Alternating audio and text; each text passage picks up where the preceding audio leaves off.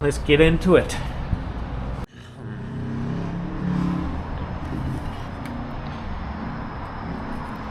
Perfect. Don't know if you can see that. Perfectly aligned.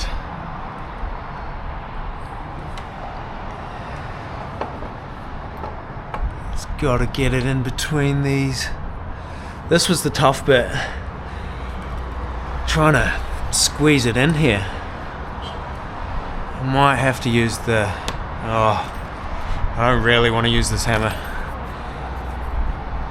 Maybe if I just thump it. Sort of, come on baby, come on. Oh, what a mission. I've finally got it all back together. Belts on, done up tight. Bolts on, torqued up to spec. Yeah, she's looking good.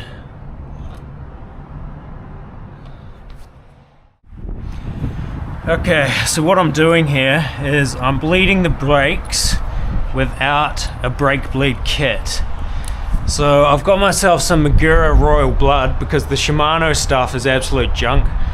Yeah, everything I've read online says that the boiling point is lower. And so yeah, you can overheat your brakes a lot easier with the Shimano mineral oil. So this Royal Blood, this is the stuff. This is what you want. So I've done this many times on motorbikes before. Is you undo this bleed screw down the bottom, undo it like that, about halfway. You can see fluid starts to come out. Make sure your reservoir is always filled to the top. Squeeze the lever and you can see all the fluid and bubbles. You see all the bubbles come out there. Keep the lever in, do it back up tight. Don't release the lever until that bleed screw is tight again, and then release it. See that? Yeah, that's going to need filling up again, so I'll put a little bit more of this in. A little bit awkward doing this, but it works. Works mint. This brake wasn't even working at all. When I took it off, there was no fluid in there. Completely dead. Went all the way to the handle grip. Yeah, I'm making a mess, but whatever, it's working. I've just got a screwdriver in here, so the brake pad has something to squeeze onto. And you can see, look at that. That is mint. Absolutely mint. Yeah, so same thing again for the rear brake.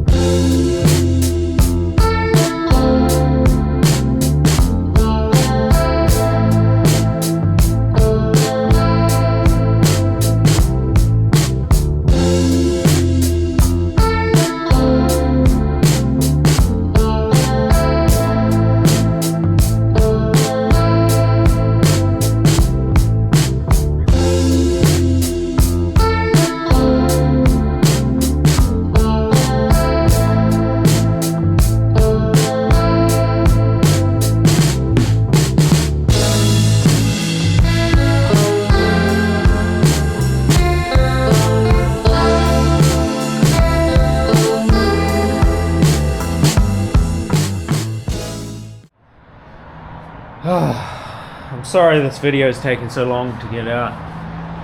I really wanted something cool in this video. I wanted some custom wheels put on.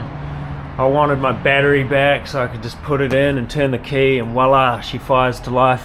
Something exciting, but it wasn't to be, unfortunately. So pretty much I've been majorly stuffed around by Lion Energy. Turns out he doesn't actually know how to fix the battery. He's got no idea. So after a few weeks of him having the battery, I had enough and I thought it's time to just go get it back. So I rocked up to the shop and got it back. I think he was pretty glad to let it go, honestly. But yeah, it turns out he had stuffed the BMS. So he had tried to take the battery out of the case, and he had just completely stuffed up the BMS, broke all the wires off it, and then tried to solder it back together. Made an absolute mess of it. So yeah, I had no idea what to do, but luckily I found this guy on Facebook. He builds custom batteries like for fun. He's like a battery wizard, and he was pretty keen to help me out. So he's now got the battery, he's pulled it apart, he's ordered a new BMS which he's going to put in there, but unfortunately the 72 volts can't be retained, so it's going to be turned into a 60 volt battery.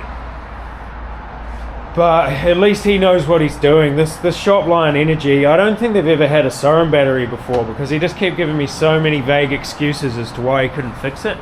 Oh, we're moving shop, we're you know, we don't have a blast-proof cage that we can open up the battery, or blah blah blah, this and that. He just kept coming up with heaps of excuses. Would never answer his phone when I'd ring him. I actually thought he'd stolen my battery at one stage and wasn't going to give it back.